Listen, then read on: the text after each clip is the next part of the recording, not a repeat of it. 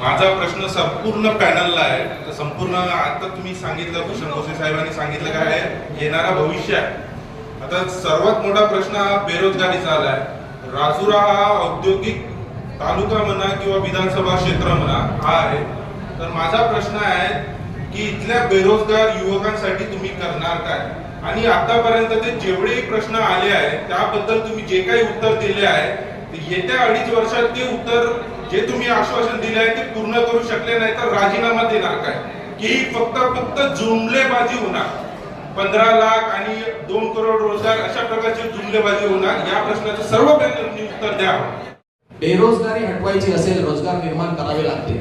आणि माझ्या मते रोजगार तोच निर्माण करू शकतो ज्याला त्या क्षेत्रातली जाण आहे. मी इंजिनियर आहे, त्यानंतर मी प्रायव्हेट सेक्टरमध्ये उच्च पदावर काम केलेलं आहे आणि माझा व्यवसाय जो आहे शेअर मार्केटचा, त्यामध्ये आम्ही प्रत्येक सेक्टर, प्रत्येक कंपनीचा अभ्यास करतो. कुठली कंपनी चांगली त्या हिशोबाने गुंतवणूक करतो आणि त्या माध्यमातून मी आज जे काही मिळवलेलं आहे ते शेअर मार्केटच्या माध्यमातून लॉंग टर्म इन्व्हेस्टमेंट करून मिळवलेलं आहे. आम्ही स्टार्टअप्सला मोठं करतो, आम्ही प्रायव्हेट इन्व्हेस्टमेंट्स करतो आणि त्या माध्यमातून उद्योग करतो. तुम्हाला एक आवर्जून गोष्ट सांगतो की गोंडपिंपरी तालुक्याचा वारंवार उल्लेख निघाला. मी जेव्हा त्या तालुक्यामध्ये फिरायला गेलो तर मी बघितलं की 98 गावं आहे, पण त्या अख्ख्या तालुक्यामध्ये एक खिळा सुद्धा बनत नाही. केवळ एक एमआयडीसी, करंजी एमआयडीसी. ते एमआयडीसीला कधी लाईट नाही, पाणी नाही. 40 वर्ष अगोदर शेतकऱ्यांची जमीन अधिग्रहण करण्यात आली, शेतकऱ्यांना मोबदला मिळाला 40 वर्ष अगोदर. पण या 40 वर्षात वीज नाही, पाणी नाही, साधं एक कनेक्शन नाही, त्यामुळे तिथे उद्योग आले नाही. या 40 वर्षामध्ये तुम्ही 8 आमदार बदलले. 8 या 8ही आमदाराच्या घोषणापत्रामध्ये, प्रत्येकाच्या घोषणापत्रामध्ये हे आवर्जून नमूद केलं गेलं की मी जर निवडून आलो तर मी करंजी एमआयडीसी चालू करेल. आजही माझी आमदारांना विसर पडला होता. 6 महिन्या अगोदर मी करंजी एमआयडीसी मध्ये आंदोलन केलं, अनोखं आंदोलन. महिलांना, युवकांना सोबत घेऊन आम्ही तिथे कंचे खेळले, फुटबॉल खेळल्या, महिला लगोरी खेळल्या.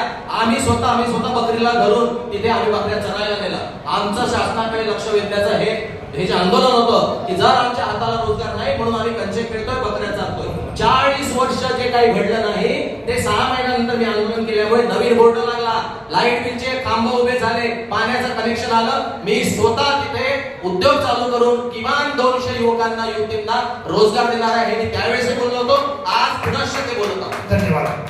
तुम्ही त्या लोकांना विचारायचं होतं आणि ते लोक इथे उपस्थित पाहिजे होते, पण ते पळाले.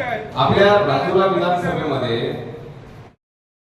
चपेटून आलेल्या 4 लोकांचा मृत्यू झाला होता. दुःखाची बाब आहे की आपण स्वातंत्र्याच्या 70-77 वर्षानंतरही ग्रामीण भागामध्ये शुद्ध पेयजल देऊ शकलो नाही. ही आपली शोकांतिका आहे. सर, या पल्ले जरी गाव आहे शिवती तालुक्यामध्ये, एक 22 वर्षाची नवविवाहित मुलगी, 22 वर्षाची नवविवाहित मुलगी मेली डायरियामुळे. तिला 3 महिन्याचं बाळ आहे, मुलगी आहे 3 महिन्याची. मी जाऊन घरी त्या परिवाराला भेटून, त्या मुलीला भेटून काय होत असेल त्या 3 महिन्याच्या मुलीचा.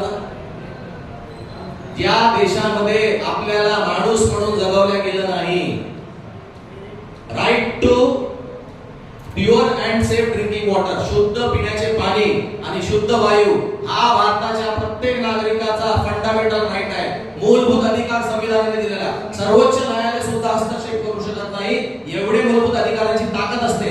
हे असताना सुद्धा या विधानसभेतल्या 90% गावांमध्ये आरो मशीन एकतर नाही आहे किंवा असेल तर खराब आहे. आपण आपल्या नागरिकांना पाणी सुद्धा नाही देऊ शकलो, ही दयनीय अवस्था आहे. आणि चालले हे विश्वगुरु बनायला. हे महासत्ता बघतील, एकीकडे वाघ खाताय आमच्या लोकांना, एकीकडे पाण्याने मरतायत लोक, एकीकडे ऍक्सिडेंट्स मध्ये मरतायत, एकीकडे बलात्कार वाढतायत. चालले एवढे विश्वगुरु व्हायला. तुम्ही जर आकडेवारी दृष्ट्या एवढं सगळं प्रगत असलेलं राजुरा विधानसभा क्षेत्र, तरी गडचातून या शहराला अजूनही प्रस्थानच नाही. जिवती, कोरपणा हे दोन्ही तालुक्याचे ठिकाण आहे. दुर्दैव असं की आपण तिथेही अद्याप बसस्थानक उभारू शकलो नाही.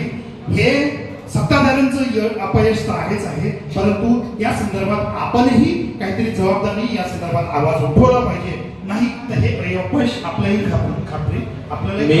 गडचांदूर बसस्थानकासाठी भीक मागो आंदोलन केलं आम्ही. 200-300 बहीण भाऊ सगळे रस्त्यावर उतरलो, हातात कटोरे घेऊन आणि पूर्ण गडचांदूर मार्केट फिरून 3,800 रुपये जमा झाले. ते पैसे घेऊन मी कलेक्टर साहेबांकडे गेलो.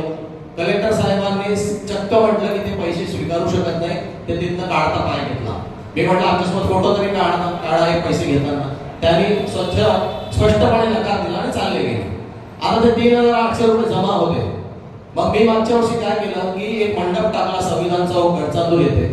त्या मंडपावरती बॅनर लावला. त्या बॅनरवरती एकनाथ शिंदे साहेबांचा फोटो आणि त्याला नाव दिलं एकनाथ शिंदे बसताना सौजन्य सामान्य नागरिक व प्रवासी. तिथे आमचे एक शिर्के काकाचे नंदप्याचे ते वरिष्ठ ज्येष्ठ असल्यामुळे त्यांच्या हाताने तिथे नारळ फोडून पूजापाठ करून अगरबत्ती लावून आम्ही तिथे उद्घाटनही करून टाकलं त्यांच्या हाताने. सर्व वर्तमानपत्रांनी ते पहिल्या पानावरती छापलं. खूप गाजली ती बातमी.